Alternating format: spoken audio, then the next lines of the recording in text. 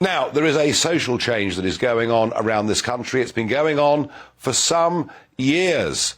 There are lots of reasons. The smoking ban didn't help to begin with, but that's a long time ago. But we've now got rising energy prices, rising food costs, and I suspect some changing consumer habits since lockdown. Yes, our pubs are really, really in trouble. And in fact, closures are 60% up so far this year compared with last year. Is there anything that can be done? Well, Greg Mullholland is a former Liberal Democrat member of Parliament and was chair of the Save the Pub parliamentary group. He's now chair of the British Pub Confederation and campaign director for the Campaign for Pubs. And Greg joins me now. Greg, good evening. I have to say, you know, I'm with you. Forget politics here. When it comes to saving the pub, I believe every pub's a parliament and they're vital parts of our social life. These figures are pretty depressing, aren't they? They are, Nigel. Good evening. And it's not surprising. They're very depressing, but not surprising. And indeed, the Campaign for Pubs, the British Pub Confederation, and all the organisations in the pub sector, the British Beer and Pub Association, who represent the big companies, we're all saying the same thing when it comes to the situation now, with energy bills being at a level that is making otherwise perfectly profitable businesses, perfectly profitable small enterprises that are employing people, that are, you know, really vital for local economies, are not viable because of the level of particularly energy bills. That's the biggest thing. As you've also said, other costs are going up, the costs of the production of beer, of food prices and everything else. So it's a situation, unfortunately, that is actually worse than pubs suffered from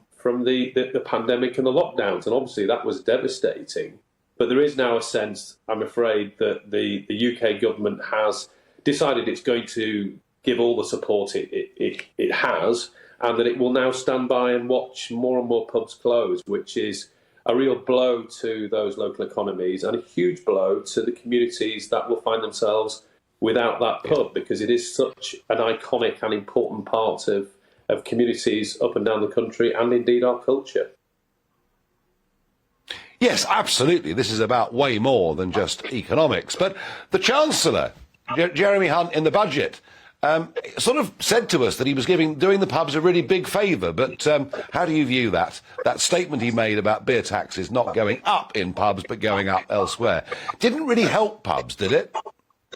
No, it didn't. I mean, there was real anger, actually, if you look at the response from people across hospitality, so publicans, but also, you know, restaurateurs, brewers. There was a real sense of anger at just how out of touch the Chancellor and the government are on this. That was something that will do really very, very little, virtually nothing significant for pubs. It's not a bad thing in itself, clearly, but what pubs need is help to become profitable, when the only thing stopping them are these utterly artificially high energy prices. And the government didn't listen, and the energy discount scheme, which was, you know, not as generous as we would have liked, but was nonetheless hugely important, vital to getting pubs through the winter, has of course now just stopped. So the estimate is that the average pub bill will go up over £18,000 now this year. Just you know, think about that sum for pubs, and you know, people are already having to take the decision to give the keys back if they rent a pub, or if they own a pub, to potentially tell the community that they just can't make it work. And that's heartbreaking, because, you know, let's hope in a year's time things are better. Let's hope, you know, please God, that the situation in Ukraine improves and that, you know, the world is looking a slightly brighter place. But to have these, well, I'd love to see that. Yeah. Closing because of the situation now is so, in our view, so short-sighted, when they just need some support to get through this next year. Is it possible? Final thought on this: is it possible, and perhaps the pandemic and lockdown accelerated this, but there is quite a big social change going on out there. A lot of young people in Britain now not drinking alcohol at all, and kind of going to the pub. Perhaps we're seeing a cultural change here too that can't be reversed.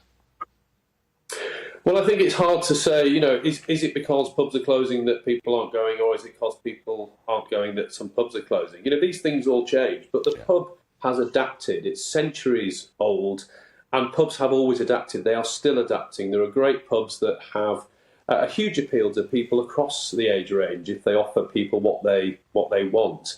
And they are vitally important to local economies, and they employ younger people. They're crucial for giving people often that first job, that first bit of experience in the working world. So it just would be wrong to have something that is so important to communities, to our culture, closing simply because the government won't give the support they need to get them through what is a crisis. Just like the pandemic was, this is another crisis, and all we're saying is support pubs through this and allow them to then get back on their feet, succeed, and keep running and contributing to the local economies. Greg Mullholland, keep campaigning for the sake of many of us. Thank you very much indeed for joining us tonight on GB News.